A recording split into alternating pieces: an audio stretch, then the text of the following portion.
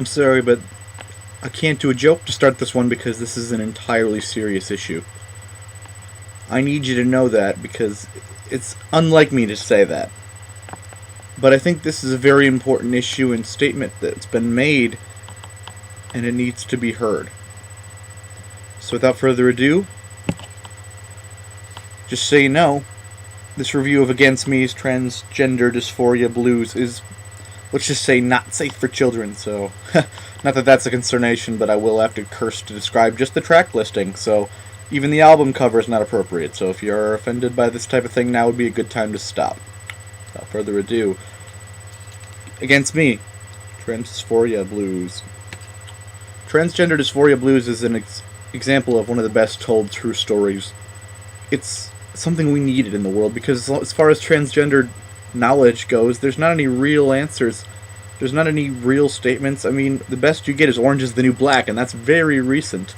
So this story from a true believer and someone who went through the process is very important. I actually met Tom Gable when she, Laura Jane Grace, was still Tom Gable. I talked to the guy for a little bit, and it's sort of an eye-opening experience when you've known the man before he changed to Laura. And I think that's what made this so much more important for me to review and really dive into. Because Tom was such a nice guy, and he was so down to earth, and I definitely believe that Laura is the same way, because it's the same person. Nothing's changed. So, this is just a really important issue. It's a very painful album. There's a lot of heartache, a lot of pain from just the way people look at people like this, and I think that the fact that this album shouldn't need to exist, we should just be accepting, but that's not how the world is, so this album is here to try and make people understand. One of the things about punk music that's so much more true is that it's not just about the music. You can't have a good punk album without a good message. And that's one of the reasons why this album is so powerful, is the message itself is amazingly straight to the point. It's just dead-on power. You hear it, and you listen to the words, and dive into the meaning, and you can't help but feel. This album is just incredible for that, because in the past they've sort of felt lacking, like they were just going through the motions, taking stabs at commercial headlines, but this one is, straight cutthroat punk with the exact message they want to say. So, without further ado, some history on Against Me. So, Against Me, as a band, they started as an actual solo act for then Tom Gable. They were formed in Gainesville, Florida in '97. Since then, they went on to be a full band in 2002. They were joined by James Bowman, bassist Andrew Seward, and they released their first album from there, which would be Reinventing Axl Rose. Yeah, so there's a lot of things that have happened since then. There was a solo act, and then there was demo tapes of solo acts, and then other members accompanying just for the shows, and then a full band. So, I guess other bands have left a few members in the past, but this band's left a few members for reasons that they wish they hadn't. Being uncomfortable. One band member had to leave because he was uncomfortable with the change from Laura. After that, they went on to make As the Eternal Cowboy in 2005, signing on to Fat Wreck Chords. And they went through there with a huge success. They started to get singles From Her Lips to God's Ears and Don't Lose Touch were big singles, and they got a little bit of a giant push from that, enough to sign on to a major label, Sire Records, in 2007 for New Wave, which reached the highest success, which of course has their huge single, it's the one that even if you don't know, it, Thrash Unreal, and then Stop and New Wave were other singles. After that, they continued for a bit, toured a while, ended up going back in and making 2010's White Crosses. 2010's White Crosses was I Was a Teenage Anarchist, High Pressure Low, and White Crosses. It was the highest charted album since New Wave, but it felt like it was a major loss to me.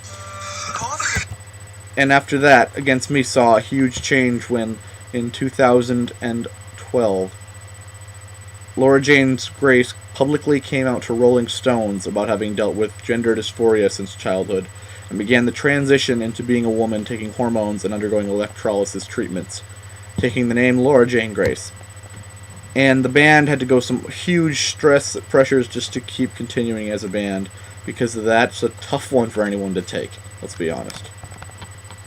So let's dive into the album track by track. Remember, they've always had this intensity since as the Eternal Cowboy or reinventing Axl Rose, but the story itself is so much more powerful on this album because they've got such a story to tell.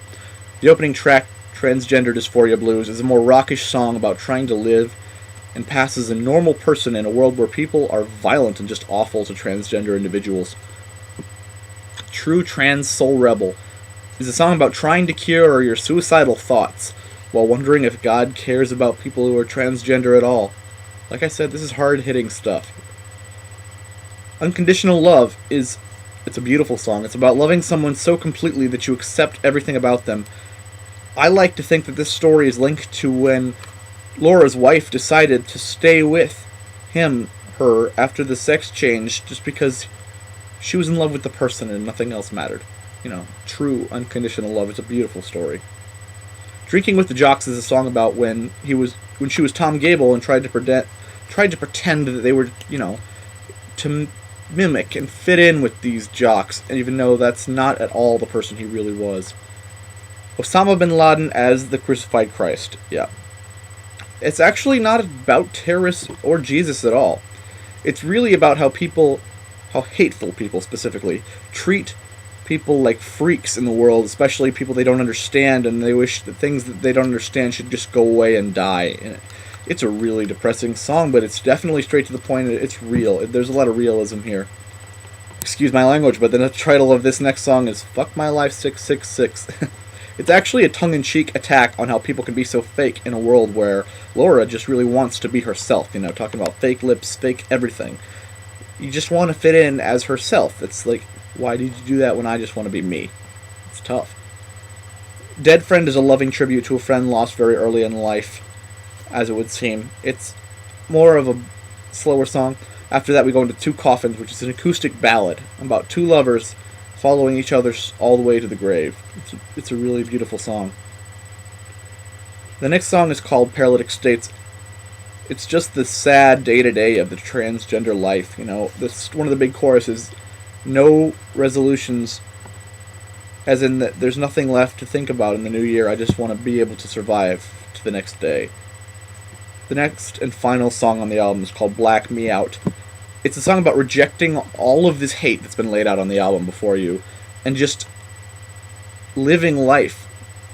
It's stated that this is a total painful album, but this album is like, I get that there's a lot of self-loathing, but we've got to get over it and start anew. I don't know. It's a tough album because it shouldn't exist. It shouldn't have to exist. I'm glad that it does. But people just need to understand and be accepting. And that's the message of the album, and I hope that it actually does help people accept other people with transgender of anything, People are people after all, right? So why should you care? So, I'm going to give this album 4.5 stars because the message is just beautiful and the music backs it up so well. The actual highlights of this album could go anywhere, but I personally think that the highlights include Transgender Dysphoria Blues, Two Coffins, Black Me Out, and True Trans Soul Rebel. Alright, thanks for listening.